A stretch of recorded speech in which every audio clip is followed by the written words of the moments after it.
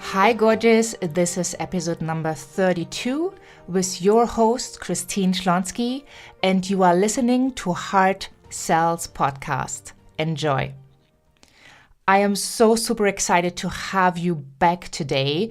Today is Variety Friday, which means I either share my sales knowledge, I share some amazing resources, or I answer your questions. And something I have been, basically teaching lately is the difference between your value and the perceived value that your customer has. So oftentimes, heart-centered entrepreneurs really have a difficult time to charge for their services.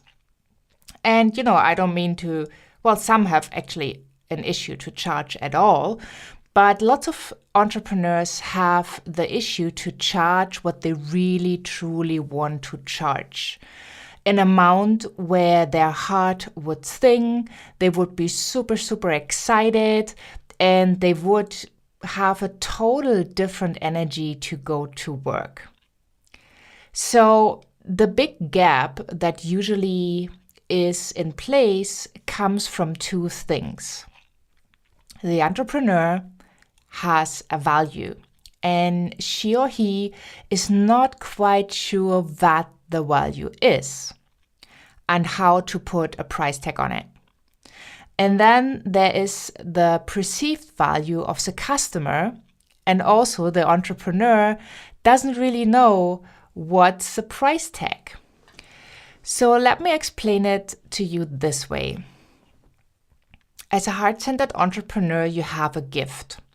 You have something that you just love doing, that you could do every day and all day long. The issue is, it comes to you effortlessly. You're having fun while doing it, and you feel like everybody should be doing it and should know about it. So since you don't put any effort, it is really hard for you to put a price tag on it, because basically you feel you are getting rewarded by giving your gift already for free, so why charge for it? Shouldn't something that comes to you that easy, shouldn't that be free? Should you really be charging for it? Well, I think it is super important that you charge. Because if you don't charge, you don't have a business, you have a hobby. And you can help friends and colleagues and your family.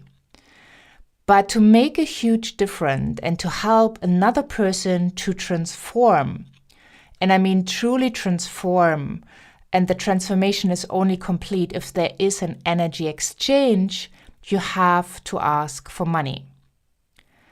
And maybe you are even at the point where you understood that is totally okay to ask for money, and where you are already asking for money, but not for the price that you really truly want to ask. So here's an exercise. Sit down with a blank piece of paper and write out, what do you do? What is the transformation you are providing? And once you have done that, think about the fact, what did you do to get there? What did you do in your life to be that expert, to be the authority, to be the person that has this gift and that can give it with ease? How much time did you spend in your education? How much money did you spend in your education? Did you have a coach? What did you invest for that coach? Basically, you want to find out what is the amount you have invested into yourself. And that is time, energy, and also money. Because you will find out at the end of this exercise that you have done a lot to get you to where you are. So just to give you an example to to help you to look in different places, right? I have invested a lot into myself. Already starting in high school by being an exchange student in the US, by leaving my family for a whole year to stay with people I didn't even know. It was an amazing experience, but that was an investment as well. It was an investment of my time. It was an investment of, learning to speak English, being with people I've never ever seen in my life, staying in their family, getting to know the rules, getting to know how things work, right? That's all I learned over there was an experience, and it did cost time, and it did cost my parents some money. So what else? Because without the knowledge of English, I would have never ever gotten the job that I had later on where I learned how to sell, right? So everything builds up on everything. So by being able to learn English, by being brave enough as a teenager to go into a country that I only knew where it was like on the map, never been there before, it really, like the effort I had to make was really an investment into my skills. And that has really paid off because now I'm able to speak to you. And I'm very, very grateful for my parents, especially my mom, who made this true. So from there, I came back to Germany. I finished school and I went to Paris for a whole year. So I invested in my skills to be in another culture and to learn another way of living, which enables me to now work on a global scale because I'm not afraid to go somewhere.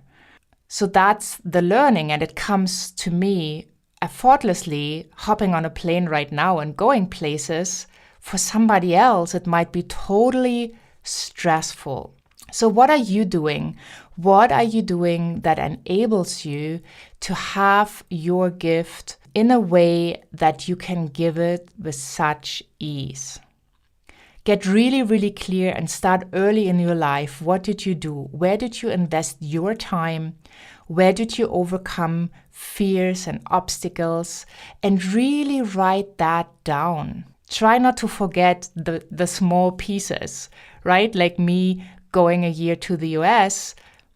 I mean, I could just take it for granted. That's what I did. But if you have a look at the picture of what that enabled me to do later on in my life, it was one of the best investments I ever did, right? Because it also, like in Paris, I worked for a family who was French American, and I had to speak English with the kids. Without speaking English, I wouldn't have had that position, right? So really have a look. What have you been through? Where have you invested? Maybe you need equipment for what you do. Like, what's your equipment worth?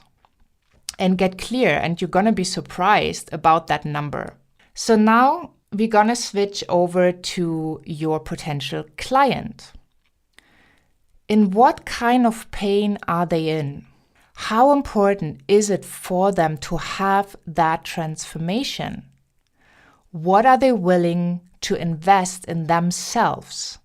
And to just give you a hint, the stronger the pain, the more likely is a client to invest in themselves. Because out of a should becomes to a must, right? When the pain is unbearable, they're gonna move mountains. And I'm sure you've been in the situation where you have moved mountains because your pain was unbearable. So we try to avoid pain, or we try to go towards pleasure. And avoiding pain on a scale is much stronger to get somebody to take action than to get them to walk towards pleasure. So what is the pain of your customer? And if they can get rid of that pain by finding a solution, what would that be worth to them? How amazing would that be, right? So just give you an example. if somebody works with me and they get rid of their sales reluctance, they actually start to enjoy sales conversations, to have fun when selling, to ask their price, to make so much more money than they did before in an authentic way that totally feels aligned. What's that worse, right? If they just gain one more customer into their business at a higher price, what's the life value of this customer? What is this going to do down the road? Who is this customer going to refer to them? Right? I mean, try to see the big picture. And something that comes to you so effortlessly, you feel it's not that much of a value, right? Because often in our world, we think that the other people think like us, they feel like us, they see the world exactly like we see it. But the truth is that everybody sees the world in a different way. Everybody has different filters, right? Everybody is running around with a different pair of sunglasses and sees the world in a different way. So, for example, if I go to the movie with my friends and we talk about the movie, we've seen the exact same movie. We listen to the exact same words, to the exact same music, and still everybody had a different experience in the movies. So once you understand that your customer is in pain where you are not in pain because you have mastered that area in your life, then your value and the perceived value of your customer are getting closer, which means you probably will charge a lot more for your services, and the customer that would have been willing to pay an amount anyway, maybe they still pay less because you're not asking enough, but in the ideal world, you are asking also what they would be willing to pay to get the pain resolved. So I really hope that this made sense to you. On Variety Fridays, you can also send in your questions to info@christineschlonski.com. And I'm happy to answer any of your questions in an extra episode so that I can help you on your journey to give more of your gifts to the world. Because you might be the person that loves what they do, but they are just so repelled to sales.